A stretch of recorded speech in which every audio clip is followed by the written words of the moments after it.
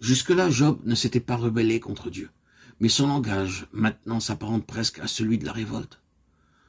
Soupirer après la mort pour échapper à la souffrance. Ce n'est point se soumettre à la volonté de Dieu.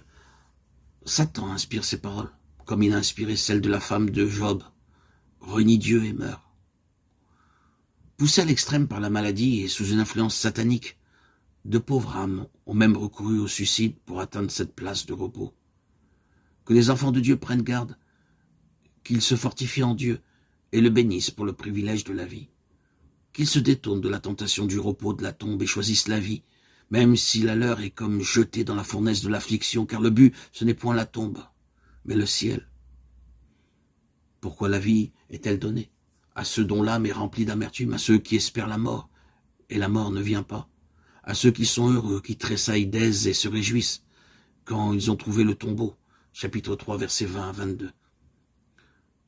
Job ne pèse plus ses paroles, il n'en discerne pas la lâcheté, et il compte parmi ses douleurs ce que le diable a nommé une bénédiction, l'homme que Dieu enferme de toutes parts. Il termine en disant « Ce que j'ai craint, c'est ce qui m'arrive », versets 24 à 26. Enseigné par Dieu, Job savait donc que l'heure de l'épreuve sonnerait tôt ou tard. Le trouble, l'appréhension avaient donc parfois projeté leur ombre sur la paix des jours de bonheur. Il avait eu le pressentiment de l'épreuve où il était présentement. Ce n'est pas un ennemi qui m'outrage, c'est toi, mon confident, mon ami. Psaume 55, 13, 14. En disant ce que dit alors Eliphaz de Théman à son ami dans l'affliction, nous songeons à ces âmes candides qui s'imaginent qu'elles doivent dire toute leur pensée. Si nous essayons de t'adresser un mot, peut-être auras-tu peine à l'entendre, dit Eliphaz. Mais qui pourrait tenir ces paroles? Et il continue en disant les choses les plus douloureuses, celles qui probablement ont déjà abordé la pensée de Job, exhalant sa peine.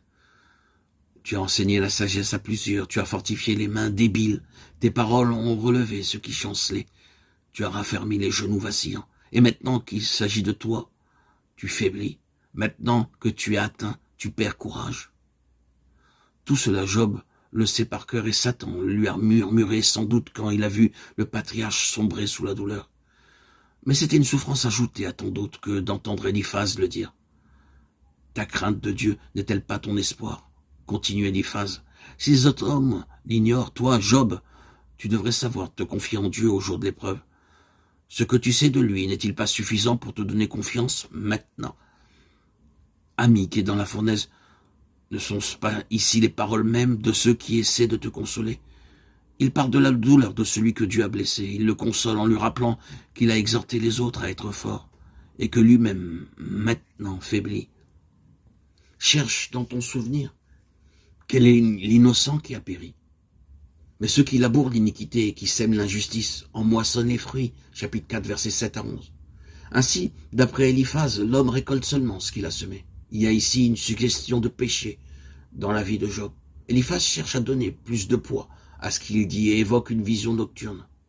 Mais les paroles de l'esprit qu'il a visité de nuit font songer au diable plutôt qu'à un ange de lumière, plutôt qu'au Saint-Esprit. Satan qui accusait Job devant Dieu et dans l'assemblée des saints, affirmant que dans l'épreuve, Job renierait l'Éternel.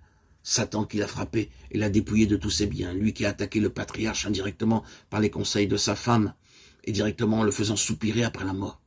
Satan attaque Job à nouveau en se servant de ses amis, de ses consolateurs, car il n'abandonne jamais la partie. Il est toujours à l'arrière-plan de ce qui survient à Job. Et par les amis de celui-ci, il attaque directement l'intégrité de l'homme de Dieu, sa foi et son assurance de communion avec Dieu.